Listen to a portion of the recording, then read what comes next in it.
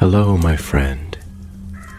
The world of magic, filled with legends and ancient tales, is opening its gates once again. Tonight, in the Gryffindor dormitory by the crackling fireplace, I will share another story with my friends. Join us, for the magic is about to come alive.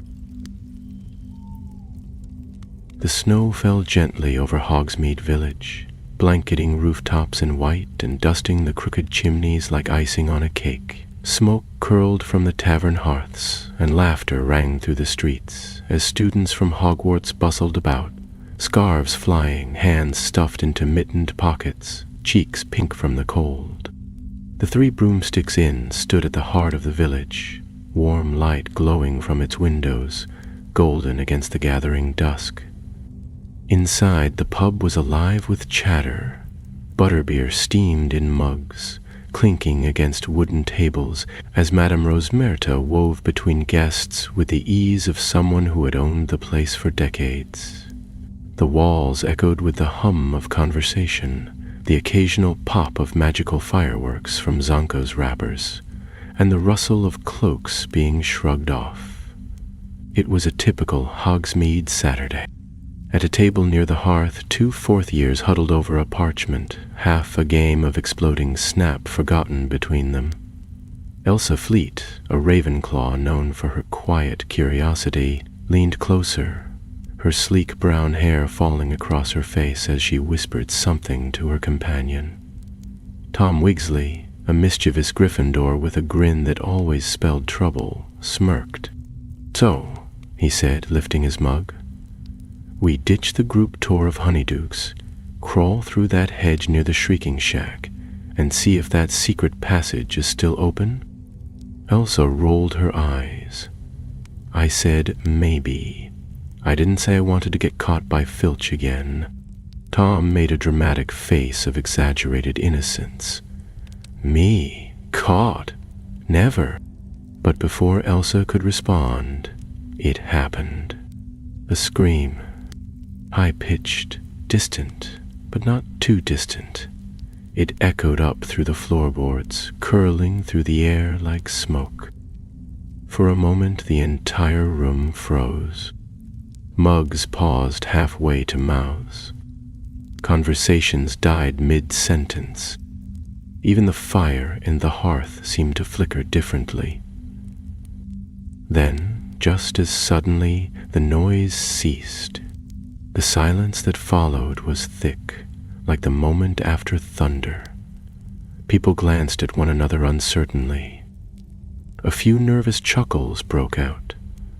Madame Rosmerta gave a dismissive wave of her hand. "Just the pipes," she said briskly, forcing a smile. "They do that when the weather turns. Don't worry, loves." And slowly the noise of the pub resumed, though with less cheer than before. Elsa narrowed her eyes. That was no pipe. Tom, unusually quiet, leaned over. "Sounded like it came from the cellar." She nodded. "And did you see Madame Rosmerta's face? That wasn't surprise. That was fear." They didn't speak of it again until they left the pub an hour later. Outside, the snow was falling harder, dimming the glow of the street lamps. Most of the other students were heading back up to the castle, but Elsa and Tom lingered behind, standing under the eaves of the Three Broomsticks, their breath visible in the cold night air. "I think we should go back in," Elsa said at last. Tom looked at her. "What now? She'll be closing soon." "She won't notice. You distract her at the front. I'll slip down to the cellar door." He gave a lopsided grin. "This is starting to sound like one of your detective books." Elsa smiled faintly. "Maybe it is." And so, the plan began. 10 minutes later, Tom returned to the pub, all charm and chatter, offering to help Madame Rosmerta carry crates of empty mugs. She, flustered and tired, allowed him to busy himself in the front. Meanwhile, Elsa slipped quietly through the staff hallway and crept down a narrow stairwell that led beneath the inn. The cellar was cold and damp, the stone steps slick with condensation. A single enchanted lantern floated overhead, casting long shadows along rows of barrels and crates. Elsa moved slowly, her wand drawn, though she had yet to cast a spell. The air was heavy, and there was a strange stillness to it, as if the cellar were holding its breath. Then she heard it, a scraping sound. Then a whisper, not in any language she understood. Just a sound, like breath moving through old wood. She moved closer to the far wall, where a large wine barrel sat pushed up against the stones. Behind it, something gleamed faintly. She reached out, hands trembling slightly, and touched the wall. Her fingers found a seam, nearly invisible to the eye, a door, built into the stone itself. She pressed lightly. Nothing. She pressed harder. Still nothing.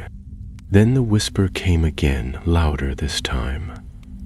Elsa stepped back, her wand raised. Lumos. The tip of her wand lit up, and in that moment something scratched from behind the door. A harsh, clawing sound.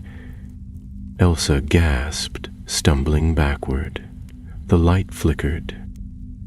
Footsteps clattered above. Then Tom's voice called softly down the stair. Elsa, you all right? I found something, she called up. There's a hidden door. Before he could respond, the door gave a sudden shudder.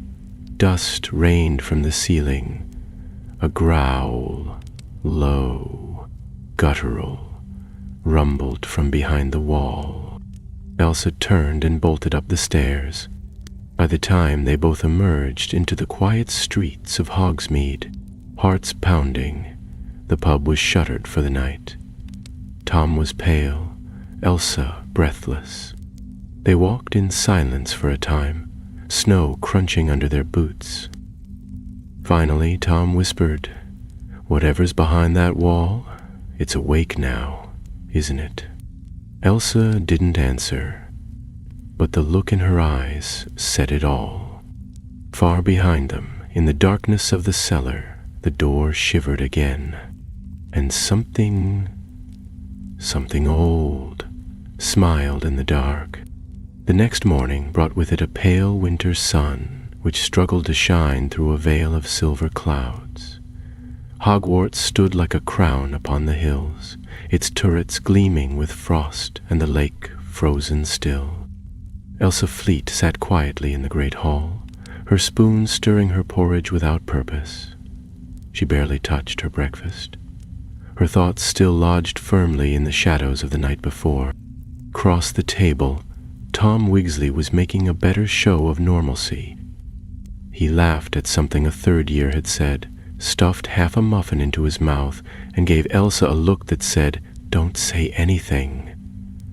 But even he glanced now and then towards the windows, towards the distant silhouette of Hogsmeade. They had returned late from the village, too late to speak to anyone. The scream had not come again, yet Elsa had not forgotten the sound. The scrape of claws, the whisper, the way the hidden door had trembled under her touch. After breakfast, Tom caught up with her as she made her way towards the library. "So," he began, tone light, but eyes serious. "What now? You planning to write to the Daily Prophet, or tell McGonagall that the 3 Broomsticks has a monster in the basement?" Elsa didn't stop walking. "I'm planning to find out what's behind that wall. That scream wasn't just some trick of the wind." Tom sighed, falling into step beside her. "And how exactly do you want to do that? Break in again? Because I'm all for a good adventure, but I prefer them when they don't end with a week's worth of detentions. I need to know if there's any record of secret rooms beneath the 3 Broomsticks. Elsa said. Old maps, land surveys, property records, anything, and the best place to find that is the restricted section. Tom raised an eyebrow. And how do you plan to get in there? Elsa gave him a sideways glance. Professor Vector likes me. It took only a few hours and a well-worded request about pre-15th century magical architecture for Professor Vector to write the note. With the permission slip in hand, Elsa led Tom into the hushed sanctuary of the restricted section, where rows of thick volumes sat like sleeping dragons on their shelves, their leather bindings whispering secrets when open. It was there, nestled in a dust-covered tome titled Forgotten Foundations of Hogsmeade, that they found it. A sketch, crude and faded, ink running in places, but unmistakable. A diagram of the 3 broomsticks as it had stood 2 centuries ago. Beneath the cellar there was a chamber, a small one, sealed off by enchantments marked with ancient runes. The text beneath was barely legible, but Elsa traced the words slowly. Originally constructed to house something. Never destroyed, only sealed. Too dangerous to be moved. She read aloud. There's no date, no mention of what it is. Tom leaned over her shoulder. Sounds promising or terrifying. Elsa closed the book. We have to go back. I knew you were going to say that, Tom muttered. They made their plans carefully. They would return to the 3 broomsticks during the next Hogsmeade visit, which, fortunately, was only 2 days away, as the holiday season drew near and the students were granted extra trips to enjoy the village's winter festivities. The cellar was too well guarded during business hours, but at closing time, Madame Rosmerta often left for her private quarters upstairs, and the pub would be momentarily empty. The day arrived swiftly, the hours seeming to blur with the pace of anticipation. That evening, as the 3 broomsticks filled with warmth and song, Elsa and Tom sat quietly in a shadowed corner, butterbeer untouched on the table. The pub was lively again, but there was an uneasiness beneath the surface, as if everyone remembered the scream but had agreed not to speak of it. At 8:30, Madame Rosmerta disappeared upstairs, and the last of the customers bundled out into the snow. The pub was empty.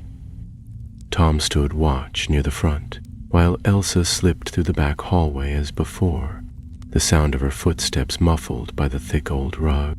The cellar door creaked open more loudly than she liked, but no one stirred above. She descended the stairs quickly, wand lit, the chill of the lower level creeping over her skin. The hidden door was still there, the seam just as she remembered it. Only now, something had changed. The stones around the edges were scorched. Elsa crouched down, tracing the darkened lines. Some magic had tried to burst forth, or perhaps, she shivered, someone had tried to break in from the other side. Tom joined her moments later, holding a small pouch.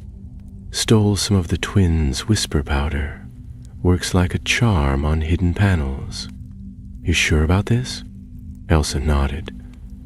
Let's see what it does. He sprinkled the glittering powder across the seam. For a second, nothing happened. Then the powder glowed faintly blue, and the outline of the door shivered in the light. Tom pressed a hand to the stone. It slid open with a slow, grinding groan. Beyond was a small room, no more than 10 feet wide, with walls of dark, ancient stone. At the center stood a pedestal, and upon it a sealed wooden box bound with chains of iron. Runes crawled across the chains like worms of light, shifting as if alive. Elsa stepped forward slowly, her breath catching in her throat. That's it. That's what's been screaming. Tom frowned. It's a box. Box that's been enchanted to stay sealed for centuries. She knelt beside it, trying to read the runes, but they twisted away from her gaze. The moment she reached out, a low hum filled the chamber, a vibration deep in her bones. Then, without warning, the box screamed. It was louder than before, clearer, no longer just a wail of fear or pain, but a voice, almost human, shrieking in rage. The chains glowed white, hot, the runes flared. Tom pulled Elsa back. "We're not ready for this. We have to close it now." The door began to shut on its own, stone grinding faster. Elsa leapt forward, grabbed the edge, and yanked Tom out by the arm. The doors slammed behind them with a thunderous crack, dust billowing in the narrow corridor. They scrambled up the stairs, out into the hallway, panting. "That wasn't a thing," Tom said, voice shaking. "That was someone." Elsa didn't reply. Her hand still trembled from the echo of the scream. Whatever was inside that box was not sleeping.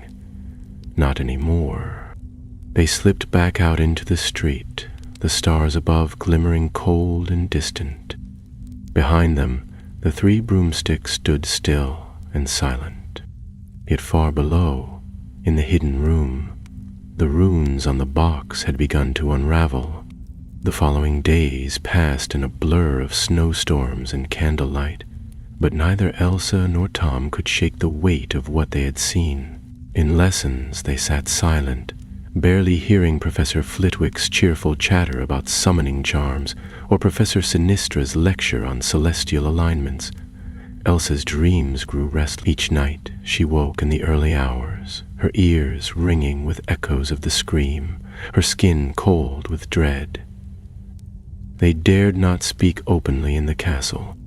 Too many ears, too many eyes, but in the quiet corners of the library, behind stacks of books on enchantments and magical history, they met, whispering over maps and scrolls, borrowed under the guise of research projects. Neither of them spoke about going to a professor, not because they wished to keep it secret for the glory of discovery. This was no prank or schoolyard mystery, but because deep down they feared that if they told someone, whatever was inside that box would be moved or unsealed. It was Tom who first voiced the question they had both been avoiding. What if someone else already knows about it? What if they're trying to open it? Elsa had looked up sharply from the parchment she had been studying. "You mean someone here?" He nodded. "Or in the village. That scorch mark wasn't old. Someone tried to break in recently." That afternoon, under the pretense of doing a project for Muggle studies, they were granted permission to visit Hogsmeade once more. This time, however, they didn't go near the three broomsticks. Instead, they crept through the back alleys and side paths of the village, visiting the oldest shops in the quietest corners, asking questions with care. Most villagers simply shook their heads when asked about the three broomsticks' cellar, except for one. Old Mr. Dunley, a withered man with whiskers like frost and a voice like creaking floorboards, ran a dusty antiques shop near the edge of the village. He had lived in Hogsmeade for nearly 100 years, or so he claimed, and when Tom asked, offhandedly, if any strange stories surrounded the pub, the man's eyes narrowed. "You heard the scream then," he said. The shop grew still. The sound of the wind outside faded. Elsa leaned in, heart racing. "You've heard it before?" she asked quietly. Mr. Dunley nodded. "Not for many years, mind you. Thought it was long gone, sealed and warded, tight as Gringotts, but I remember. I was a lad when it last woke. Terrible sound, like the soul of a banshee caught in a thunderstorm. Back then, a team from the Department of Mysteries came. They locked it away deeper than before, swore it wouldn't stir again." "What is it?" Tom asked. A creature? The old man's eyes drifted to the fire beside them. Some said it was a memory made flesh. Others said it was a curse that took on a voice. But the ones who knew, really knew. They never spoke of it after, only that it came from the wars, the first wars, back when Grindelwald still held sway in the shadows. Elsa frowned. You mean it's a relic? Mr. Dunley didn't answer immediately. When he did, it was in a low voice that made the hair on Tom's arms stand on end. It's a prison. That much is certain. What lies inside, no one truly knows. But it's waiting. It always has been. They left the shop in silence. The wind bit at their cloaks and snow danced around their feet, but neither noticed the cold. As they walked back toward the main street, Elsa turned to Tom with a firmness in her voice that hadn't been there before. We have to stop it from waking, whatever it is. Tom didn't argue. For once, his usual grin was gone. That evening, back at Hogwarts, Elsa locked herself in an empty classroom with Tom and began drawing up their plan. They needed a way to strengthen the seal, not destroy it, but reinforce it. That would require magic beyond anything they had learned in school. They pored over arithmancy texts, ancient spell diagrams, and warding rituals that hadn't been used in decades. The room was lit only by floating candles and the glow of their wands, and the castle around them felt larger than usual, as if watching. They knew they couldn't do it alone. That night, Elsa approached someone she had never thought she'd ask for help. Lenora Mulpepper, a sixth-year Slytherin with a reputation for brewing potions that could make you forget your own name. She was brilliant, secretive, and unafraid of dark magic. Elsa found her in the greenhouse, elbow-deep in puffapod spores. I need your help, Elsa said, getting straight to the point. Lenora looked up, unimpressed. And why would I help a fourth year? Because something dangerous is waking beneath Hogsmeade, Elsa replied. And you're the only person I know who can brew a warding drop strong enough to anchor a barrier spell. That caught her attention. Lenora rose slowly, brushing soil from her robes. What kind of danger? Elsa didn't tell her everything, just enough. Enough to make Lenora pause, then mutter, I'll need 2 days. Thank you, Elsa said. I didn't say I'd do it for free, Lenora added with a smirk. You'll owe me. Elsa hesitated, then nodded. Fine. One favor. Done. When Elsa returned to the common room, Tom was already waiting with a list of ingredients and a rough translation of one of the binding rituals they'd found. They worked late into the night, candles burning low, parchment strewn across the floor. Outside the tower windows, snow continued to fall in silence. By the end of the second day, they had everything in place. The spell, the potion, the people. But when they returned to the cellar beneath the 3 broomsticks, something had changed. The door was open. Not cracked, not scorched, but fully open. The stone slid cleanly aside. The air inside the hidden chamber was thick with the scent of iron and smoke. The box was still there, but the chains were gone. Elsa stepped forward, heart hammering in her chest. The box was ajar. Tom reached for her, but it was too late. A wind burst forth from within, a soundless gust that tore through the cellar like a scream made of air. Elsa staggered back, shielding her face, but not before she saw what lay inside. Not a creature, not a wand or weapon. A mask, smooth, silver, and old as shadow. It floated above the box now, spinning gently, as though testing the air. Runes curled around its edges, glowing faintly. Then it turned, facing Elsa, and though it had no eyes, she felt it looking at her. The mask hovered there, suspended in midair like a silver moon caught between breaths, turning ever so slightly as if listening to a sound that no one else could hear. The chamber's stillness had vanished, replaced by a vibration that tingled along Elsa's skin and echoed in the hollows of her chest. Tom stood rooted behind her, one hand still raised as though reaching out to stop her, his wand drawn but trembling. Elsa did not speak. She could not. Her voice was lodged somewhere deep in her throat, buried under the crushing weight of fear and fascination. She had seen magical artifacts before, objects of power, of history, even of danger. But this was different. This did not feel like an object at all.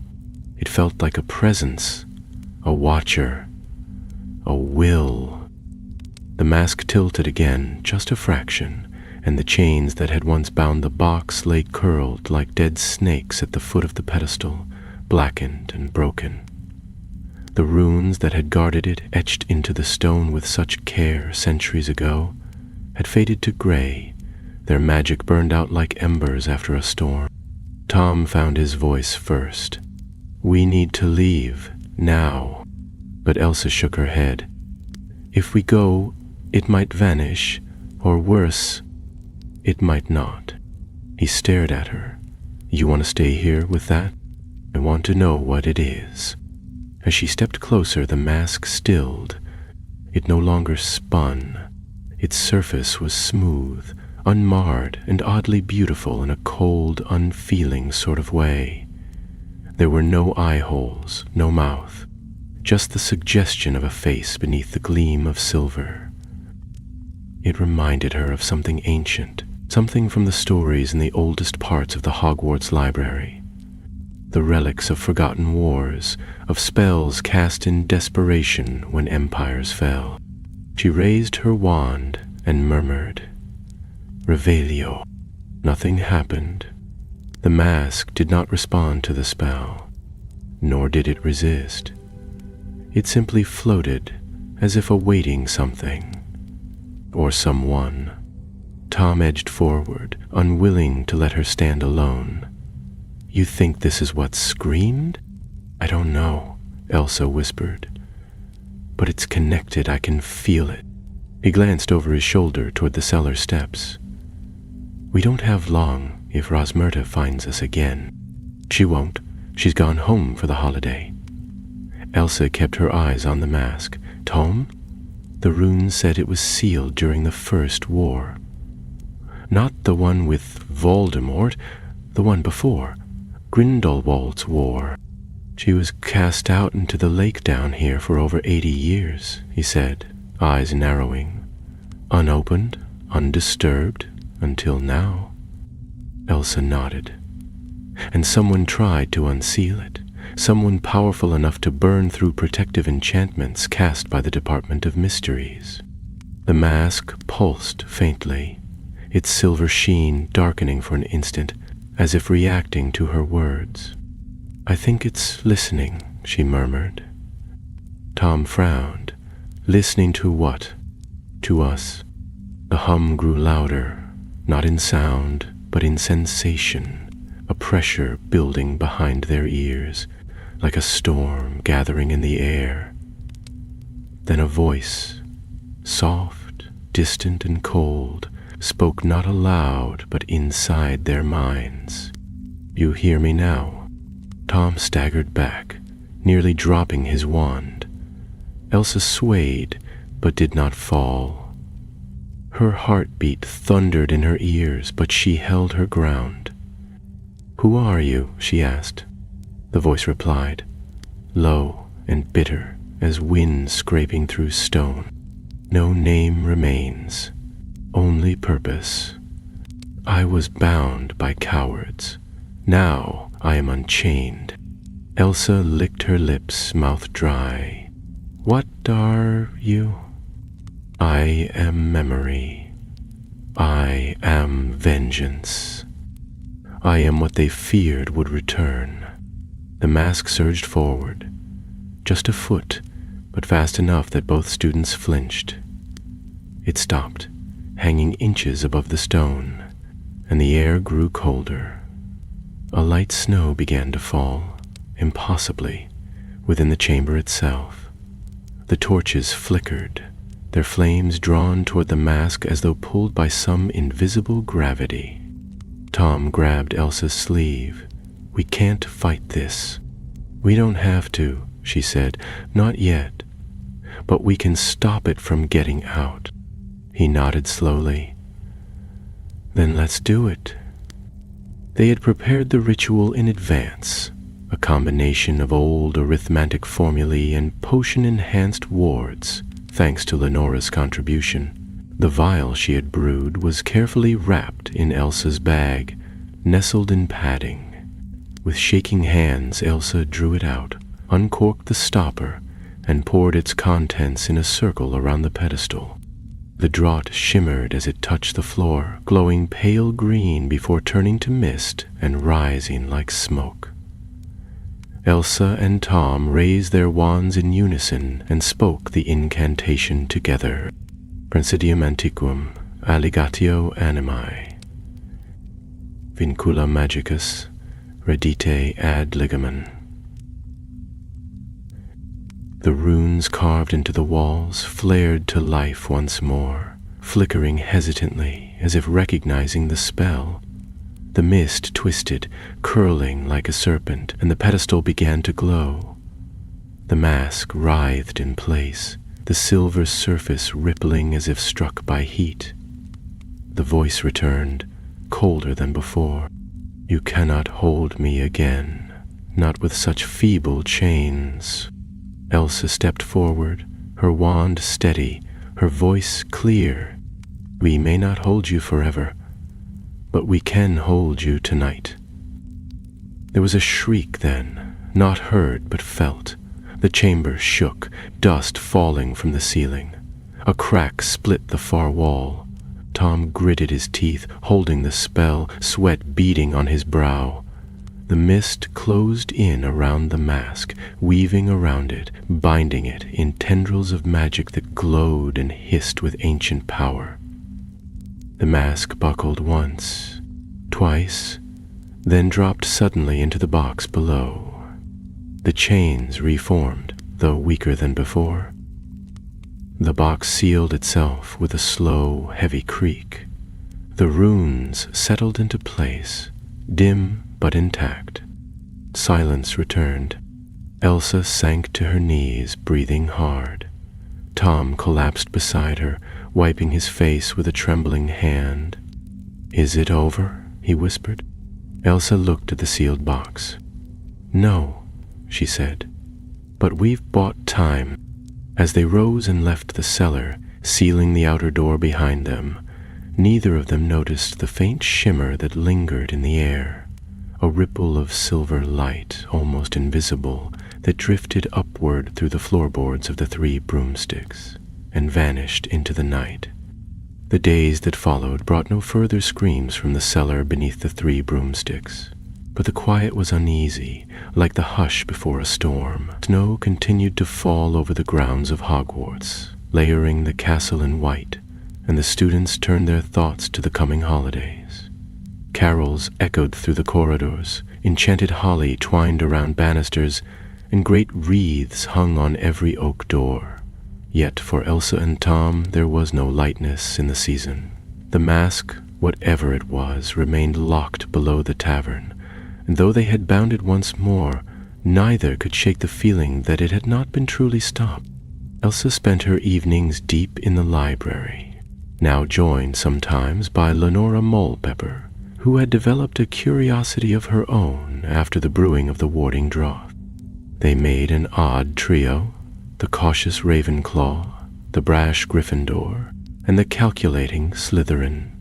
But their goal united them more tightly than any house bad. Lenora was the one who unearthed the first clue. In a brittle old copy of Spells and Shadows, A History of Unspeakables, she found a single cryptic reference to a group of magical objects created in the last years of Grindelwald's rise. Items said to be infused with fragments of powerful memories, torn from unwilling minds and sealed in cursed vessels. These relics, it was said, were designed not to store knowledge, but to trap emotion itself, rage, sorrow, despair, so deeply that it could fuel enchantments stronger than any charm or curse known to common spellcraft. They had been outlawed, and most were destroyed after Grindelwald's fall. But some, the book warned, had vanished. "The mask must be one of them," Elsa said, eyes wide as she read the passage. "That's why it speaks. It's not just enchanted, it's haunted." Tom frowned. His forehead creased with thought. But who did it belong to? Whose memories are inside it? "No way to know," Lenora said flatly, "unless you want to open it and find out." Elsa shook her head. Not a chance. But though they tried to keep the matter quiet, Hogwarts was not a place where secrets could remain hidden forever. Whispers began to spread. Rumors of strange noises in the night, flickers of movement in the windows of unused classrooms, cold spots in the dungeons. Someone claimed they had seen a silver shape floating down a corridor near the astronomy tower. Another swore that Madame Pince's cat had hissed at a shadow that wasn't there. Then, one night, it struck again. Elsa had just returned from the library, arms full of books on memory spells and protective enchantments, when the castle shuddered. It was not enough to throw her off balance, but she felt it through the soles of her shoes. A tremor, faint but unmistakable. The torches along the corridor flickered. Somewhere above, a suit of armor clattered noisily to the floor. She dropped the books and ran. By the time she reached the third-floor corridor near the charms classroom, a crowd had gathered. Professor Flitwick was already there, wand raised, directing several students to step back. The suit of armor that had once stood guard by the west-facing window now lay in pieces across the stone floor, and the air smelled faintly of ozone and ash. Students whispered to one another, eyes wide and voices low. Elsa slipped through them until she reached Tom, who was staring fixedly at the spot where the wall had cracked open. "I was coming down from the dorms," he said without turning, "when I heard something moving. Not footsteps. Something sliding." "Sliding?" He nodded. "Like cloth on stone." Then the armor exploded. Professor Flitwick turned, having heard the tail end of Tom's remark. His expression was grave. "Sliding, you say?"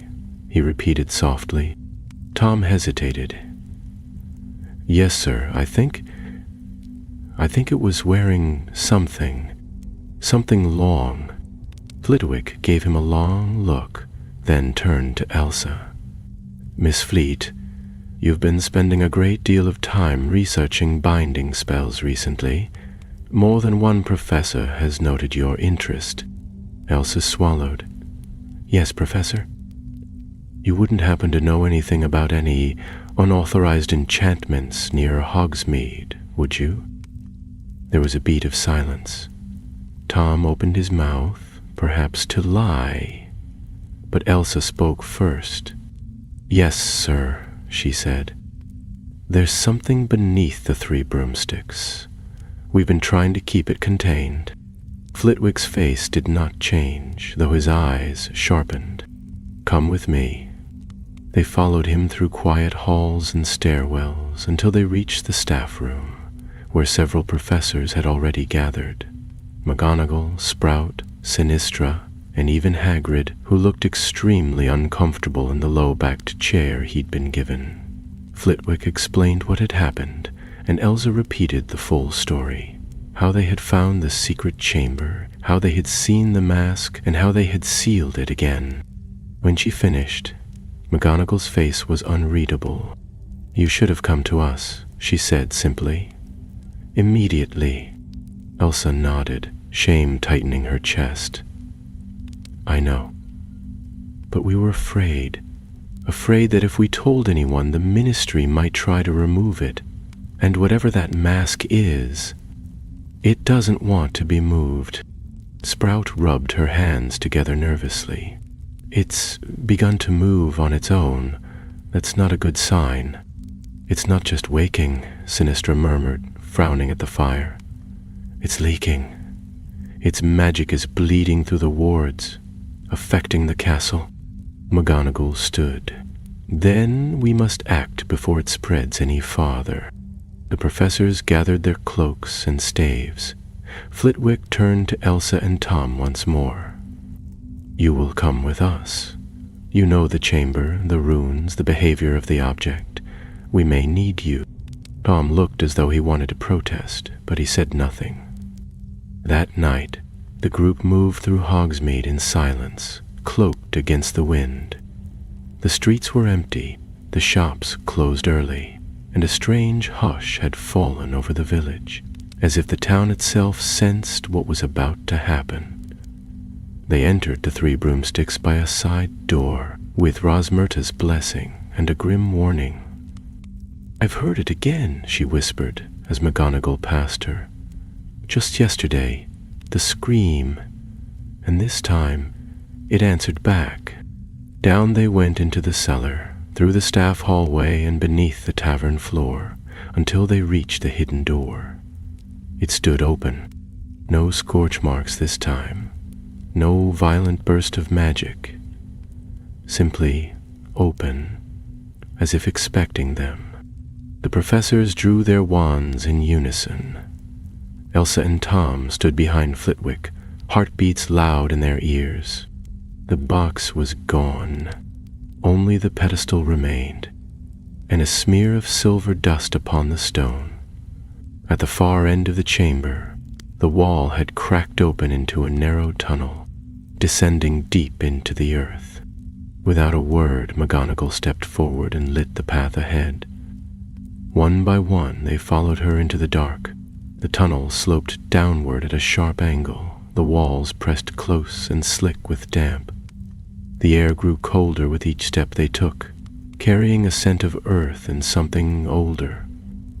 Moss and dust, yes, but laced with the faint trace of ash, as if something had burned long ago and never quite faded. Their wand light shimmered along the curved stone, revealing no markings, no carvings, no hint of who had built this path or why. Yet the feeling that settled over them as they descended was unmistakable.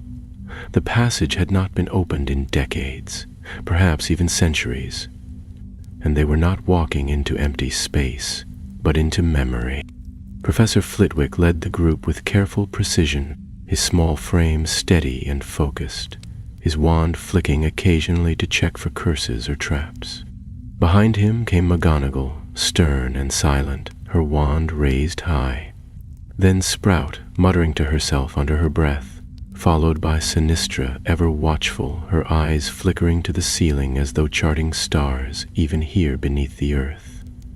Hagrid brought up the rear, his huge footsteps echoing softly in the confined tunnel. Elsa and Tom kept close to the center, their breath misting in the air and hearts pounding in time with their footsteps.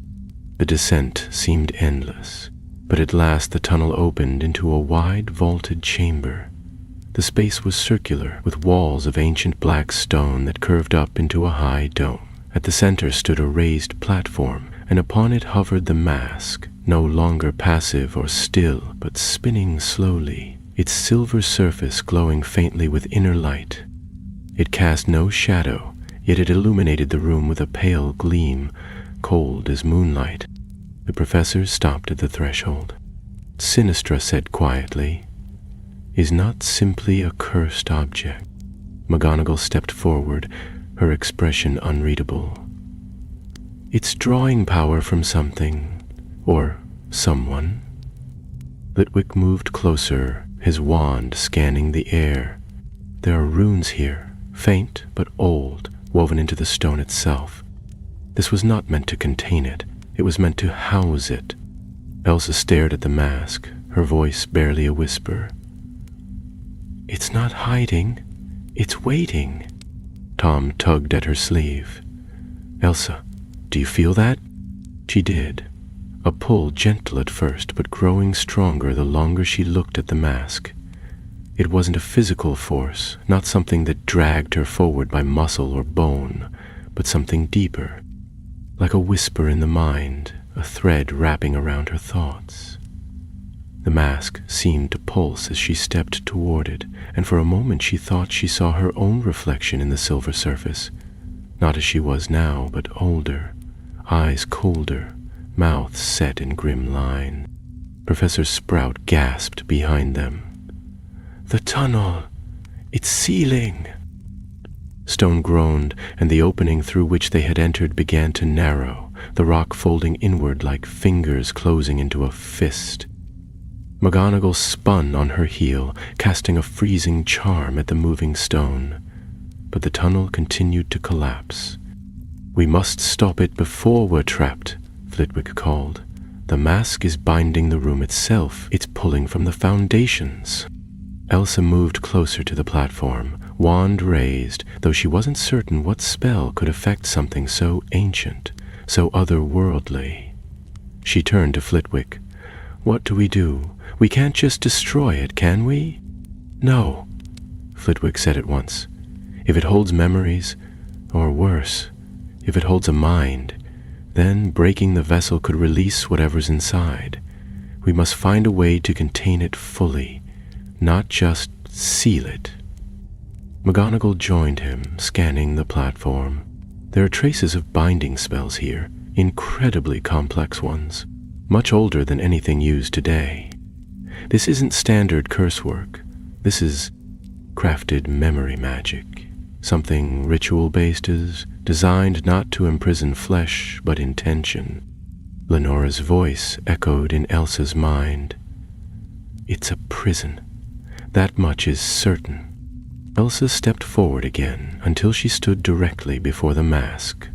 It no longer turned, but hovered still, as if waiting for her to speak. She took a deep breath. "Why me?" she asked aloud. "Why now?" For a long moment, there was no reply. Then, the air around the mask shimmered, and the chamber seemed to fade, not vanish, but thin, as if reality itself grew transparent, and suddenly, Elsa was no longer in the chamber at all. She stood on a snowy battlefield. Around her, the ground was scorched and broken, strewn with fallen wizards and shattered wands. The sky above was leaden, swirling with storm clouds that crackled with sickly green lightning. And in the midst of the chaos, a figure in a silver mask stood with arms raised, robes whipping in the wind, a wand like a splinter of obsidian clenched in his fist. He turned toward her, not really seeing her, not truly there, but his face, what little of it could be seen beneath the mask, was twisted in rage and grief. His voice rang out, thunderous and wild. "They will forget me, but I will remember them. Every betrayal, every coward, every lie." And then he struck himself with his own wand. The scene dissolved. Elsa gasped and fell back, blinking rapidly. The chamber returned, the mask before her once more. McGonagall was at her side in an instant. "What happened?" "Sealed his own mind into it," Elsa whispered, trembling. "Not to escape, not to hide. He wanted to survive as memory." Tom stepped forward, his voice low. "Like a magical echo, an echo strong enough to break free if it gathers enough energy." Sinistra turned, already moving to the edges of the room.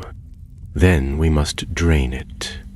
Force the memory to unravel, to lose cohesion before it becomes something more than thought." "But how?" Sprout asked. We can't simply erase it. Flitwick's eyes lit with sudden understanding.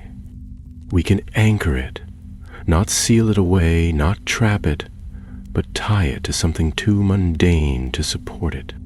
A vessel? McGonagall asked. A living one, he said, but temporarily. One mind strong enough to absorb the echo without being consumed. Elsa looked up.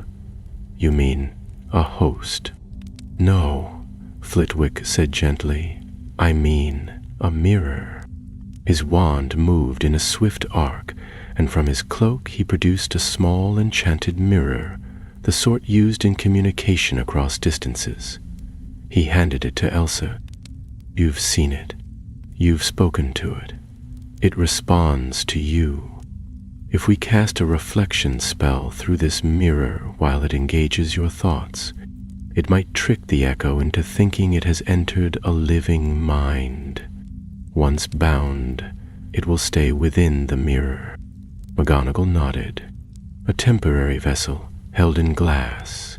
It will be contained, at least long enough for the department to send someone trained to dismantle the memories safely. Elsa gripped the mirror. The silver frame was warm, the surface rippling faintly.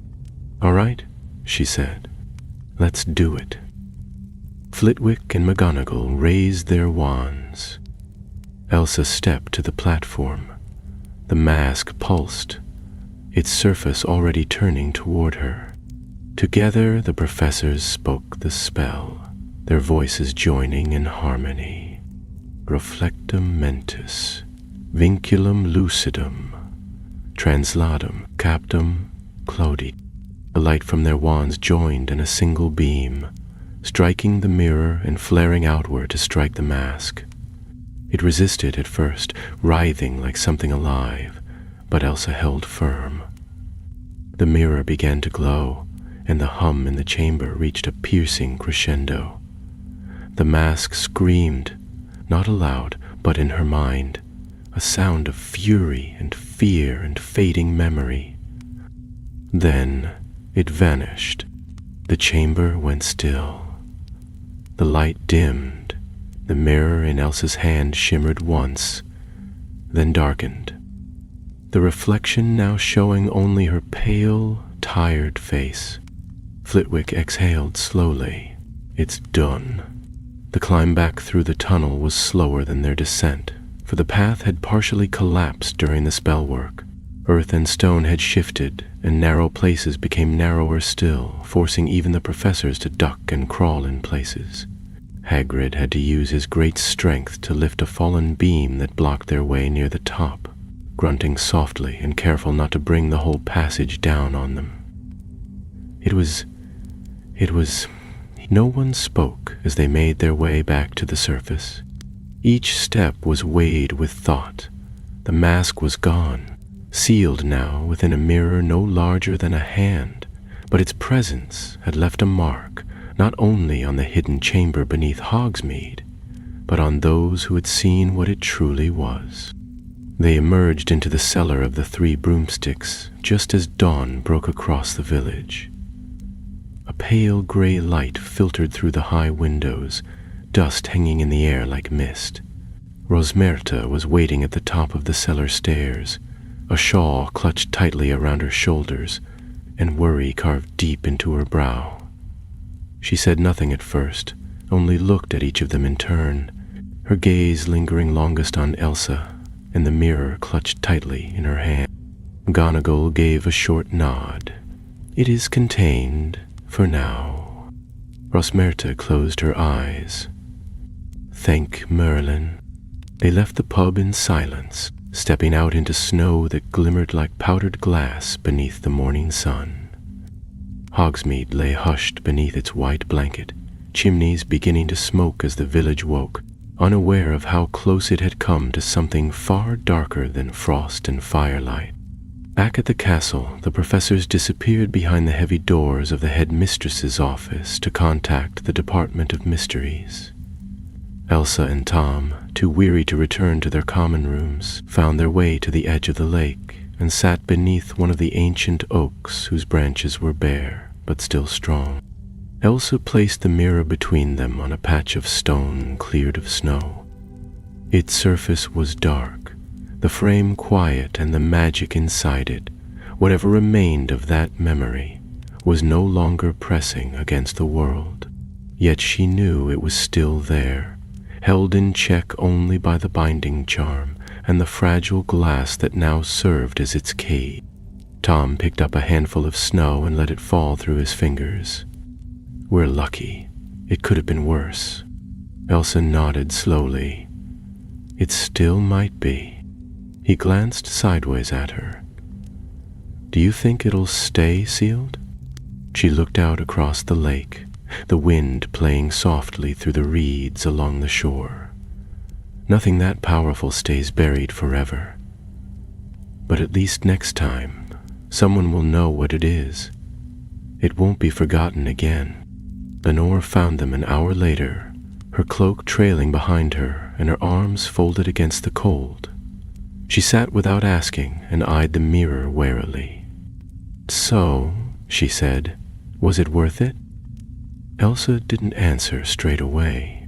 Her mind was still filled with the battlefield she had seen. The silver-macked wizard standing among ruin and flame, casting a final spell upon himself that would keep his fury alive through the centuries. She wondered who he had been, whether he had once been kind, whether grief had twisted him or ambition had driven him mad. "It was necessary," she said at last. Lenora nodded once, then stood.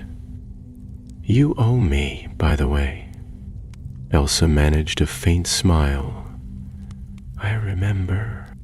As the day wore on, Hogwarts began to return to its usual rhythm.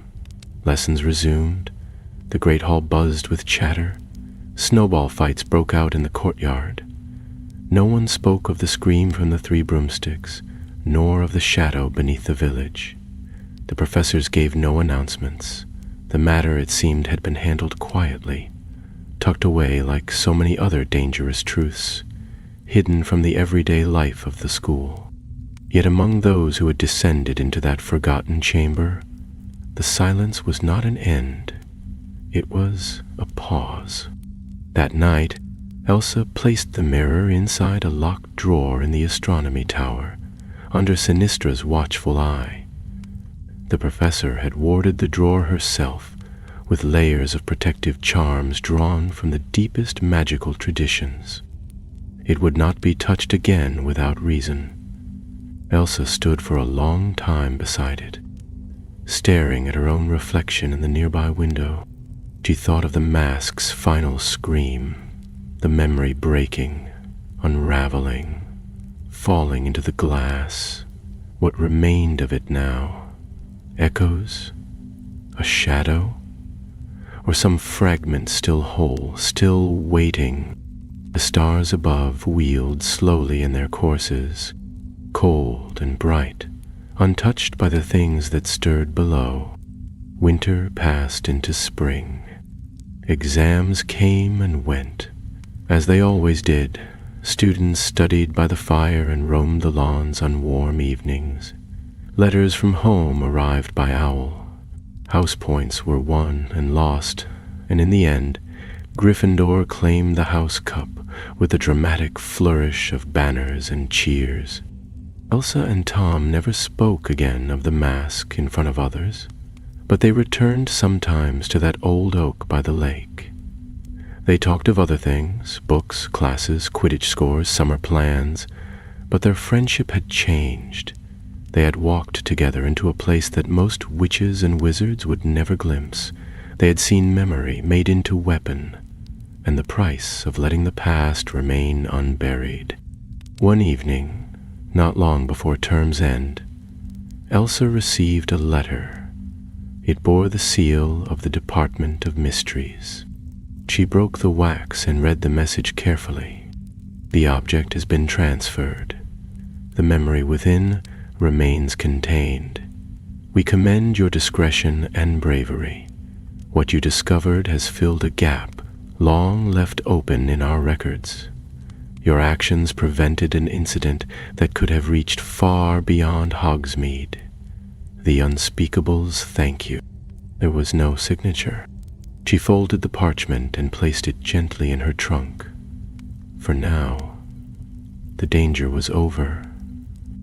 The scream from the cellar would not return.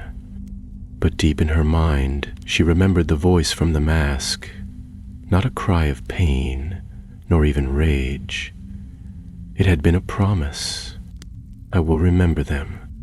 And memory, she had learned, could be a terrible thing when given a voice.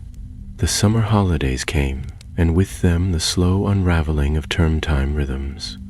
Trunks were packed, owls readied for flight, and farewells drifted through the halls with the echo of footsteps on stone.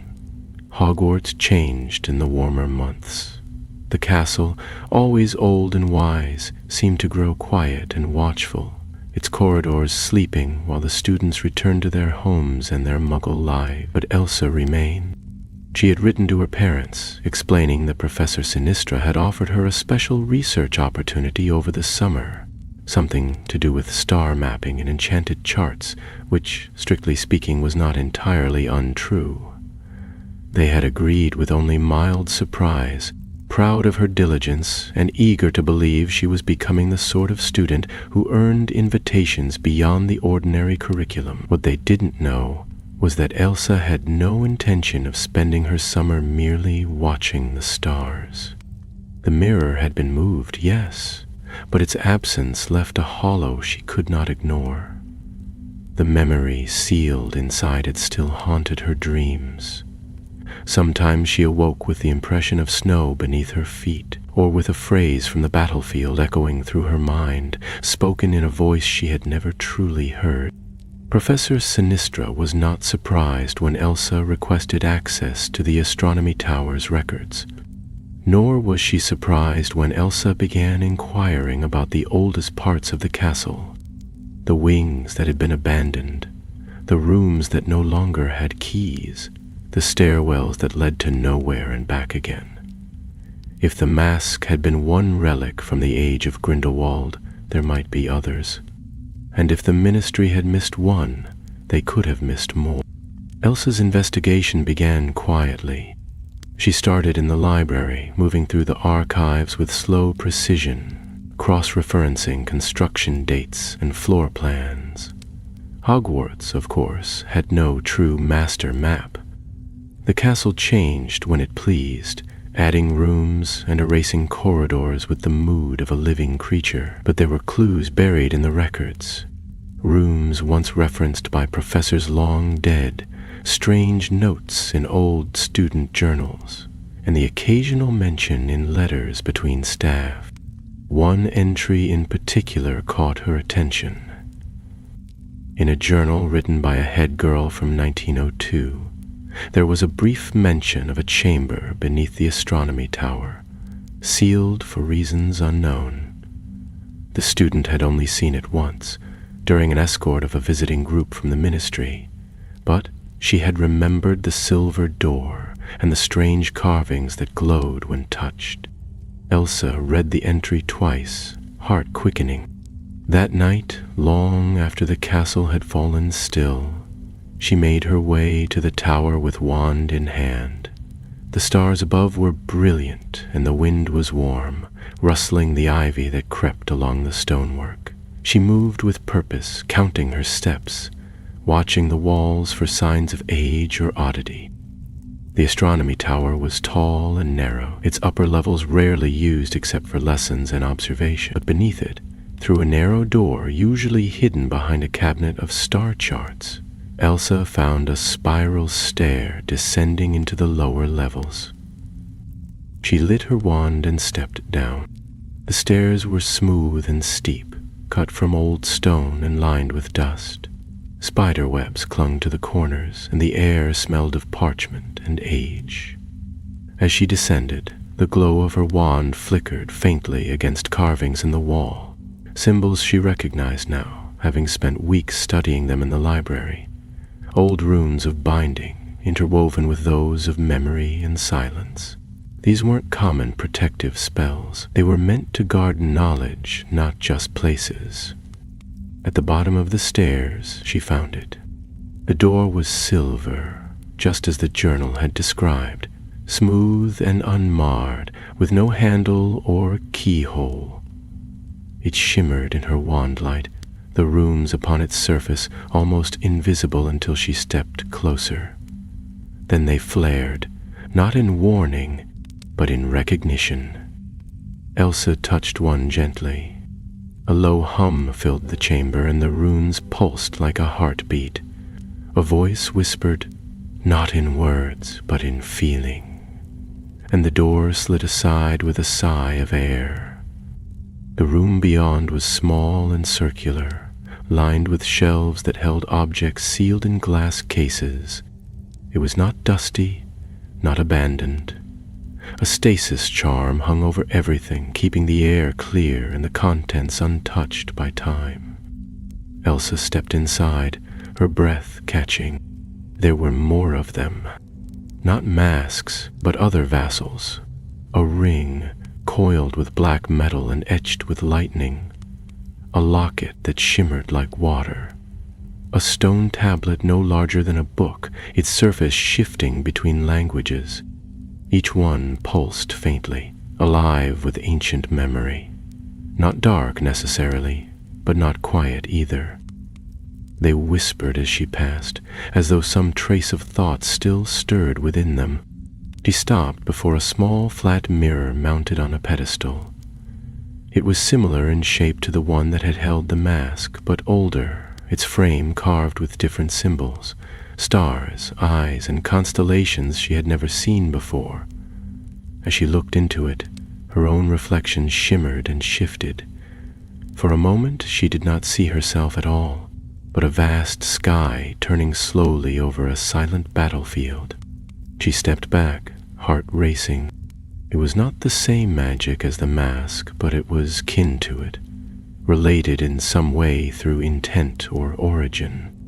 These were remnants of an age that had not been fully erased, despite the Ministry's efforts. They had not been destroyed, they had been hidden. Behind her, a voice spoke. "I wondered when you'd find this place." Elsa spun, wand raised, but it was only Professor Sinistra standing in the doorway, arms folded, her face calm. "You knew?" "I suspected," the professor said. "Not many do. Fewer still are permitted to enter." Elsa lowered her wand slowly. "Why didn't you tell me?" "Because you had to come to it on your own. Magic like this, it doesn't belong to those who stumble across it. It belongs to those who seek it and understand its cost."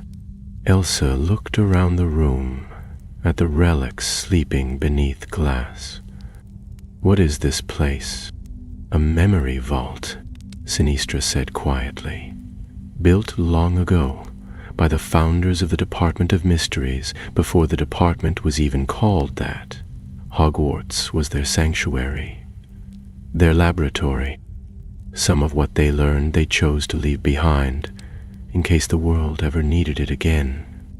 Elsa stepped closer to one of the cases, her breath fogging the glass. "And will it?" "Ulde," the professor said, "but not yet." They stood there for a long time, in silence, as the relics watched and waited. The days that followed Elsa's discovery of the vault settled into a rhythm of quiet purpose. She spent her mornings in the greenhouses with Professor Sprout, learning to tend rare magical plants whose roots whispered in their sleep. Her afternoons were given to Professor Sinistra, charting the movement of unfamiliar stars, tracing their slow progress across ancient maps that shimmered in 3 dimensions when touched by wandlight. But her evenings belonged to the vault. Each night, once the corridors were still and the castle's portraits had gone quiet, Elsa returned to the silver door beneath the astronomy tower. She stepped into the memory vault like one might step into a cathedral, aware of the hush, of the unseen watchers, of the weight of centuries pressing gently against the air. The objects within never moved, never stirred, yet they seemed to sense her presence. They responded faintly to her questions, not with words, but with images that flared across the surface of the glass cases or danced briefly upon the curve of the mirror. She learned their names, or what remained of them. The locket had belonged to a seer whose visions had been too clear, too sharp, and who had sealed her final prophecy inside it, unable to bear the sound of it spoken aloud. The ring had once marked the hand of a duelist who fought without wand, binding lightning into metal through sheer will. The stone tablet had been taken from the ruins of a temple in the north, where ancient runes had not been carved, but grown. Each item held a piece of someone's mind, someone's grief, someone's hope. They were not Horcruxes. Elsa was certain of that. But they were not innocent either. They were memories made tangible, thoughts and intentions pressed into form. And she had begun to wonder whether that was their danger or their strength. One evening, as twilight bled into the high windows in the halls of the castle filled with the warm gold of enchanted lamps, Elsa found herself staring once more into the starlit mirror.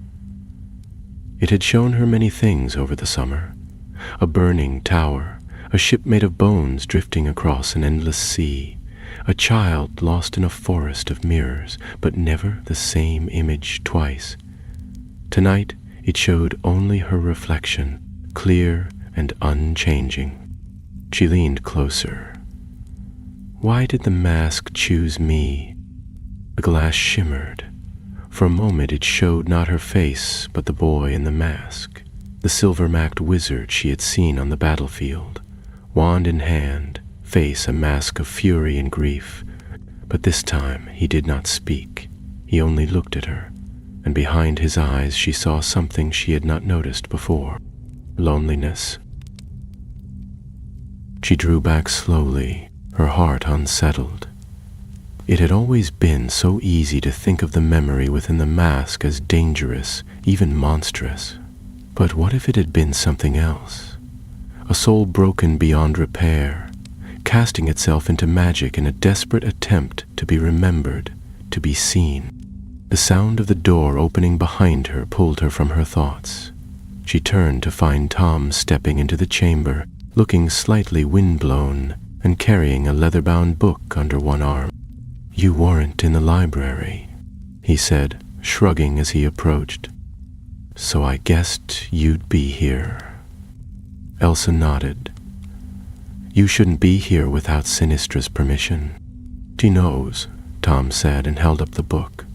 "She gave me this. Said you'd want to see it." Elsa took it carefully.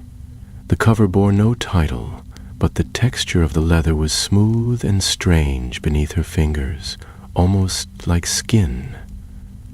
She opened it and found that the pages were handwritten, the ink faded in places, the quill marks sharp and angular. It was a journal. Tom stepped beside her, glancing down at the open page. It belonged to a student, one who lived here during the early days of Grindelwald's rise. His name was Colin Morwyn. Elsa turned the page, reading the opening lines. They said he was a visionary. They said he would lift us from the shadows. But I have seen his vision, and it is not light, it is fire. It is ash.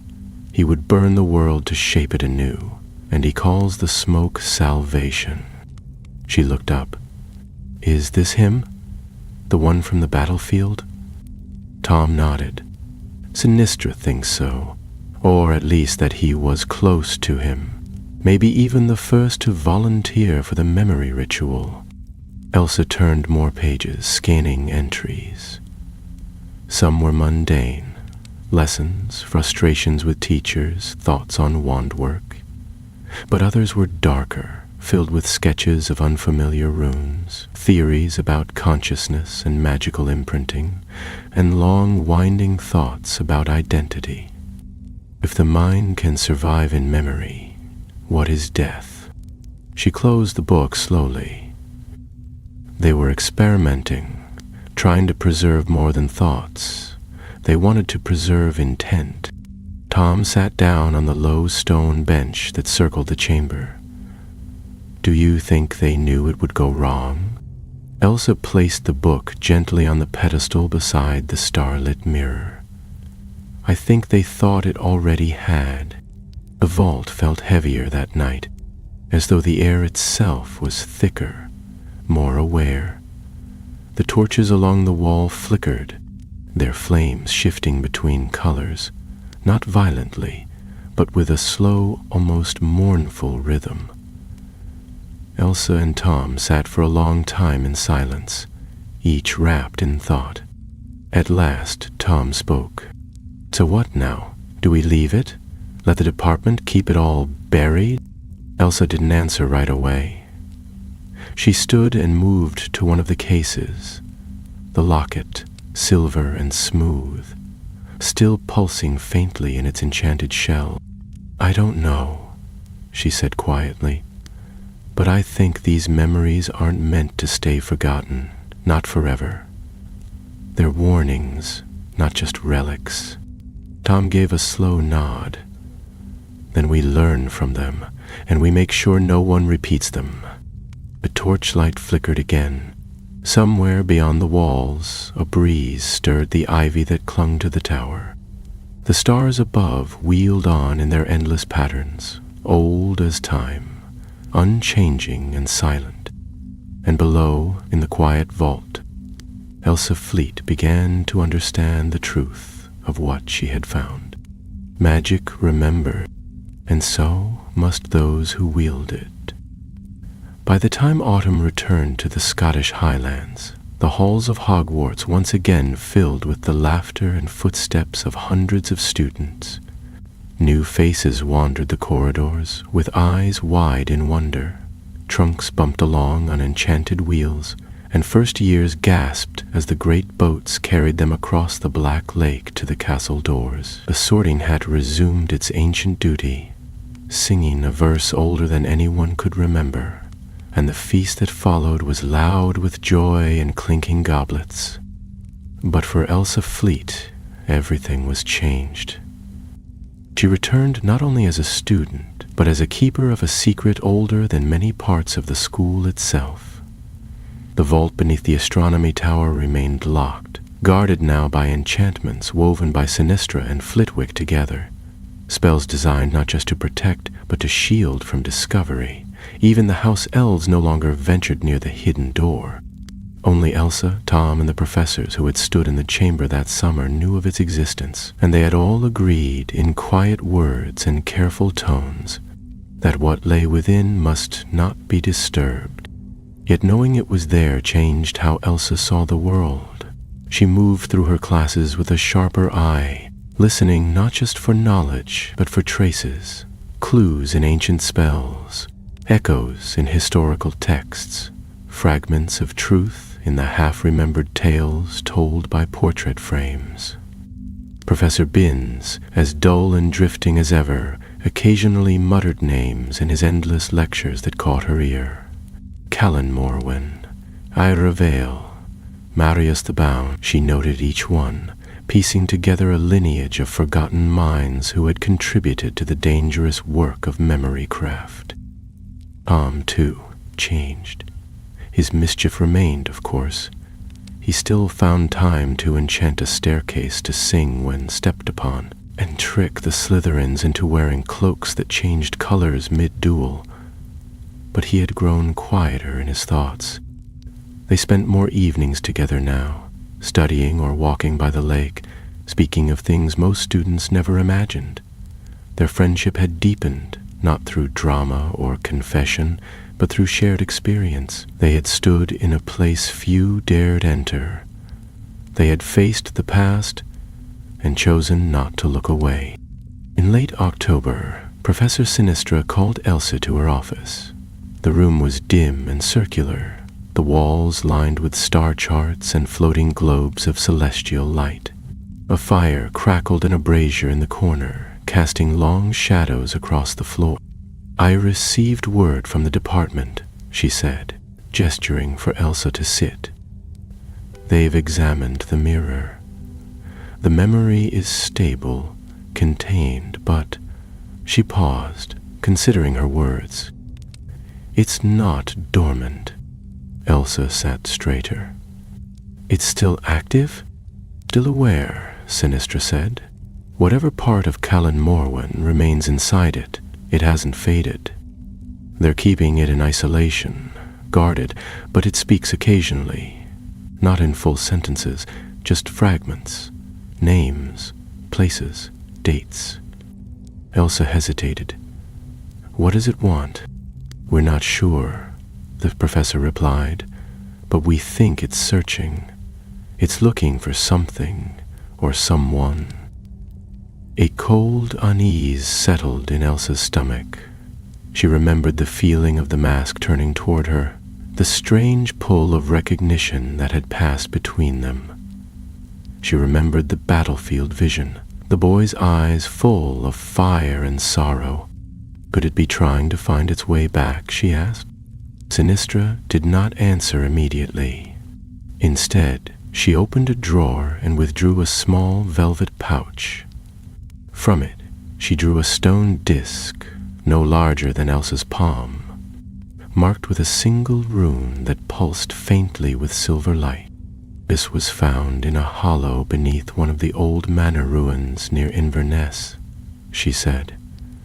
A place once known to house supporters of Grindelwald. The ministry believed it cleared, but last month a search team felt a magical disturbance. They unearthed this. Elsa leaned forward. The rune shimmered as her gaze met it, not in brightness, but in familiarity. She had seen it before, etched on the inner wall of the vault, just above the pedestal where the starlit mirror had rested. Sinistra placed it into Elsa's hand. What does it feel like to you? Elsa closed her fingers around it. At once she felt warmth. Surprising and not unpleasant, but laced with something else. Memory, a sense of distance, of longing, the same feeling that had filled the air when the mask had hovered above the pedestal. It's connected, she whispered, not just to the mirror, but to him. It's a key, or a beacon. Precisely, Sinistra said. There may be more. If he left behind pieces of his mind, fragments too small to be housed in a mask or mirror, they could act as anchors. If someone finds them and brings them together, she trailed off, the firelight flickering across her stern face. We don't know what could happen. Elsa turned the stone slowly in her fingers. But if we find them first, we could stop it. Sinistra nodded. That's what I'm asking of you. Quietly, carefully. We cannot involve the school nor alert the wider wizarding world. If others learn of this, if the wrong people discover what these fragments can do, it could begin again. The same madness, the same hunger for immortality through thought. Elsa stood, the disc still in her hand. Where do I start? The professor smiled faintly. You already have. That night she returned to the vault, not to study or observe, but to search. She placed the stone disc on the pedestal where the mask had once rested, and watched as the silver light spread in a slow circle. The glass cases responded, faintly, their contents stirring in the silence. The ring flickered, the locket trembled. The starlit mirror remained dark, but Elsa thought, just for an instant, that she saw the shadow of the boy pass across its surface. Tom met her there, as he often did now. He took one look at her face and the glow of the disc, and said without a hint of doubt, Something's changed. She handed him the disc. We're not done. He smiled faintly. We never are. They stood together in the heart of the memory vault, surrounded by thoughts too old to speak and too powerful to fade, and felt the future shift around them like wind through branches. Somewhere, scattered across the wizarding world, lay the pieces of a memory that refused to die, and they would be the ones to find them. The first clue came from a book that shouldn't have existed. It was tucked between two thick volumes on advanced transfiguration, its spine cracked, its cover worn to softness by time and handling. Elsa noticed it because it had no title, and because when she tried to move past it, the book slid slightly out from the shelf on its own, as though reaching for her hand. She pulled it free and opened it slowly, half expecting dust or enchantments, but finding instead neat, spidery handwriting, each page filled with sketches of magical devices, fragments of spells, and brief coded reflections. Tom joined her at the table not long after, his arms full of old newspapers. When he saw what she was reading, he frowned. "Where did you find that?" "Section C," she murmured. "It moved." He raised an eyebrow. "Moved?" She nodded without looking up, just enough to catch my eye. It wanted to be found. The book was more than a journal. It was a map, not of places but of ideas. The sketches within were complex magical instruments, some theoretical, some real, but again and again the same symbol recurred.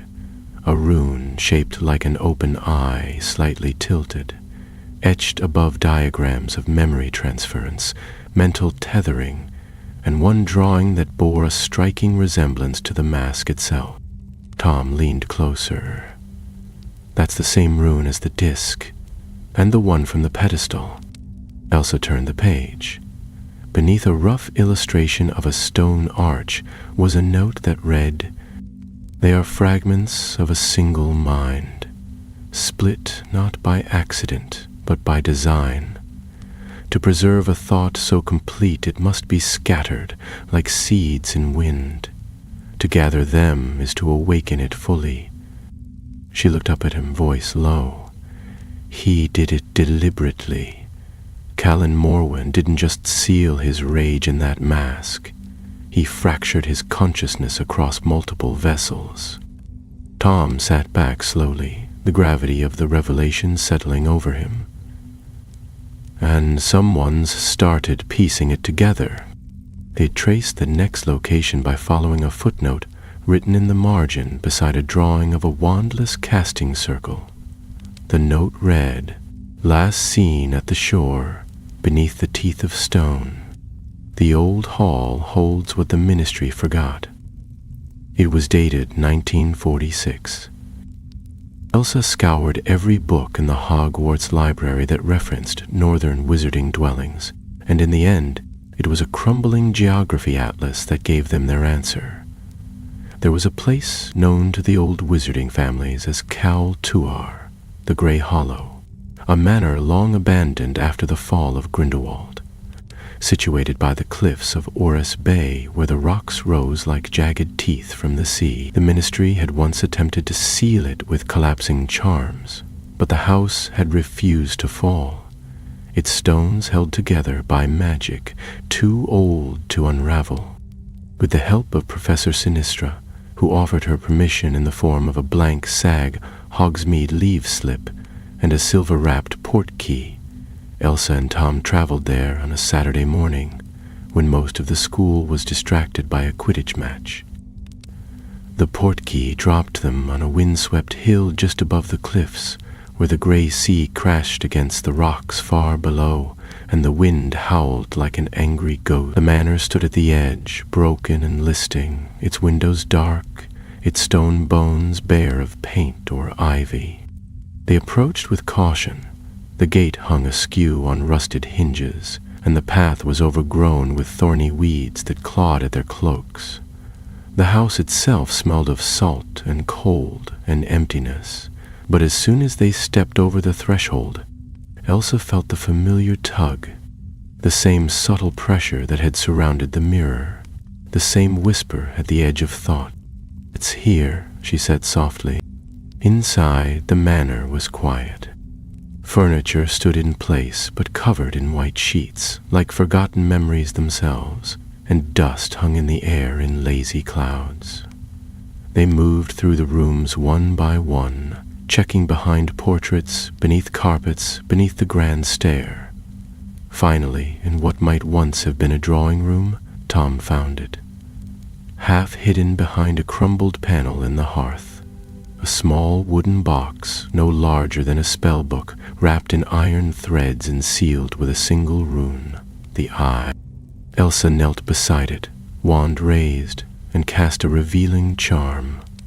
The box pulsed once, then released a soft exhalation of wind, as if it had been waiting a very long time to be found. Inside, wrapped in velvet, was a sliver of crystal, narrow and clear, humming faintly. As she touched it, her mind filled with images, not violent, not angry, but mournful. A boy in a rain-soaked tower, standing alone as lightning cracked overhead. A hand pressed against glass, trembling, the sound of pages being burned, one by one. Tom spoke first, his voice hushed. "It's another piece." Elsa closed the box gently. "Grief this time. The first was rage. This one?" He didn't want to forget what was lost. As they stood to leave, the house began to groan.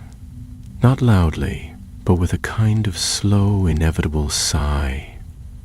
Magic stirred in the walls, not aggressive, but insistent, as though the finding of the crystal had broken some long-standing balance. The manor no longer had purpose. Its guardian was gone. They stepped outside just before the door crumbled inward behind them. The cliffs below churned with sea spray. Elsa held the box tightly, her mind already racing with thoughts of what came next. At night, back at Hogwarts, they placed the crystal within a newly warded compartment beneath the vault floor. It joined the starlit mirror and the silver disc, and though it made no sound, the air around it grew subtly heavier, as if the past had grown more certain with its return. Sinistra listened without interrupting as they described what they had found. When Elsa finished, the professor only nodded. "Then you must continue." Tom glanced at the map still spread open on the vault's desk. "How many pieces do you think there are?" "No one knows," Sinistra said.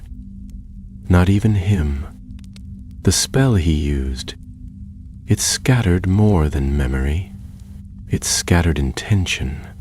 Each fragment holds a part of what he hoped, feared, loved, or hated." Elsa folded her arms. "And if someone gathers them all?" The professor looked to her with that same calm, measured gaze she always wore when the stars told of storms. "Then he will no longer be a memory. He will be something new." Elsa said nothing for a long while.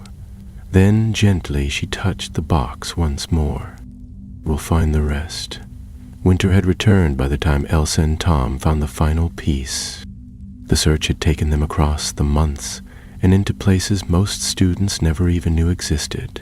Hidden vaults in Nocturne Alley, forgotten shrines buried beneath Welsh hillsides, and once, even the wreck of a ship stranded in the icy northern fjords, its hold still echoing with whispers of past captains who had never truly died. Each place had held a fragment of Callan Morwen's scattered self, sorrow woven into a strand of music that had never been heard, ambition etched into a stone worn smooth by centuries of spellfire, and at last hope, sealed within the core of a broken wand, left at the foot of a tree that bloomed only under moonlight. The memory vault beneath the astronomy tower had changed with each edition. Its air had grown denser, the walls more responsive to magic, the starlit mirror brighter with every shard placed in proximity. The glass no longer reflected just the present. It shimmered with flickers of other lives, of faces and places not Elsa's own, yet somehow known, and though the mask remained sealed in the department's care, they both knew that the essence of Callan Morwen, his intent, his thoughts, his purpose, was no longer trapped in a single object. It was coalescing. Tom was the one who suggested they finish it. He spoke the words late one evening as they stood before the mirror, the last fragment cupped in his hands.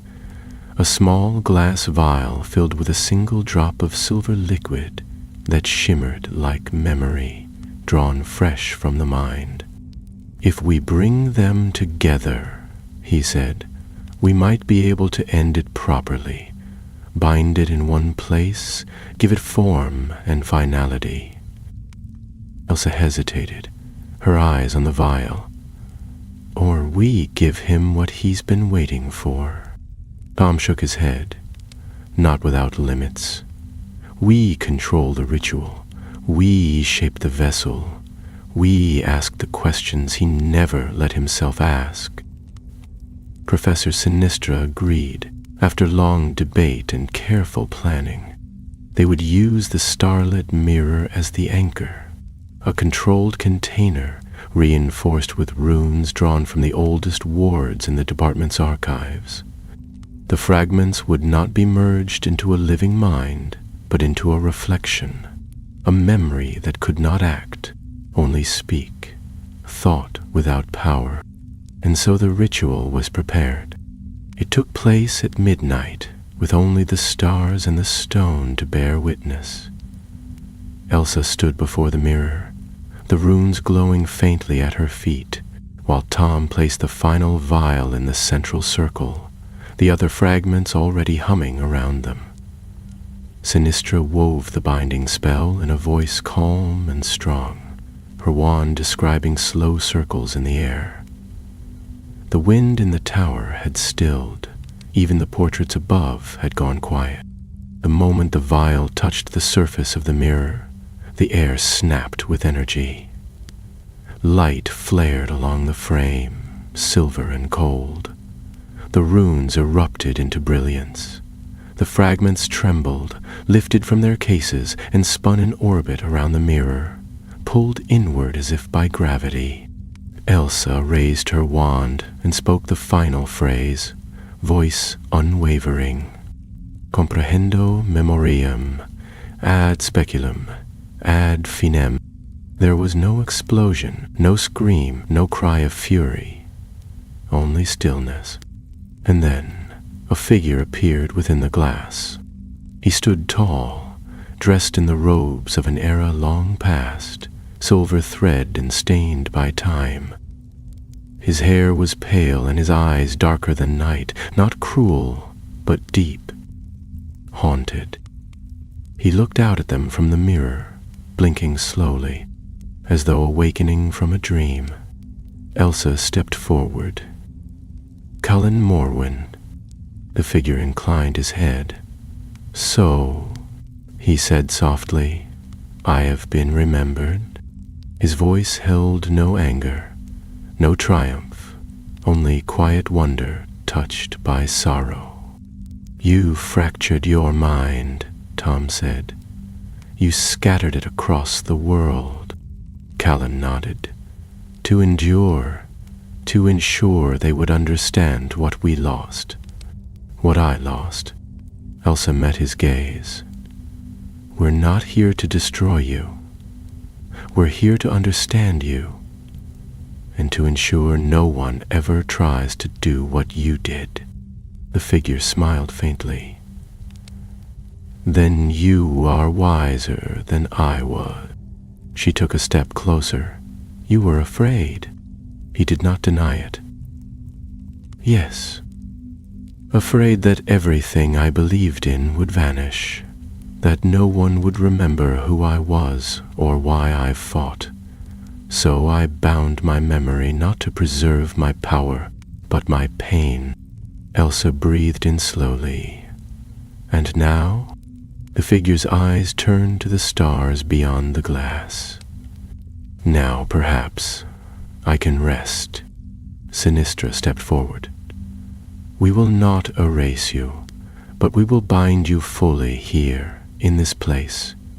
You will be remembered not as a weapon, not as a curse, but as a warning, as history. The image of Callan closed his eyes. That is all I ever truly wanted. With a final gesture, Elsa and Tom lowered their wands together. The mirror's light dimmed, stabilized. The fragments settled into the pedestal, no longer separate, no longer reaching. The vault grew quiet, and Callan Morwen faded, leaving behind only reflection. Weeks passed. The memory vault was sealed again, hidden beneath fresh enchantments, its entrance woven into the shifting architecture of the tower. A single plaque now hung above the door, blank to the unknowing, but to those who understood it read, "Here lies memory, not to be forgotten, but to be heeded." Elsa and Tom returned to their studies. Classes resumed, laughter filled the halls, and snow came once more to the roofs of Hogwarts. The three broomsticks bustled with warmth and chatter. No screams echoed from the cellar. The past, for now, had been settled. But when Elsa stood alone at the edge of the astronomy tower, watching the stars draw their quiet paths across the sky, she still heard the voice of Callan Morwen. Not speaking, not calling, but remembered. A ghost not of soul, but of thought, and she knew that what they had done mattered. For magic, like memory, endures not by force, but by those willing to understand it. And somewhere far below, the vault slept peacefully at last.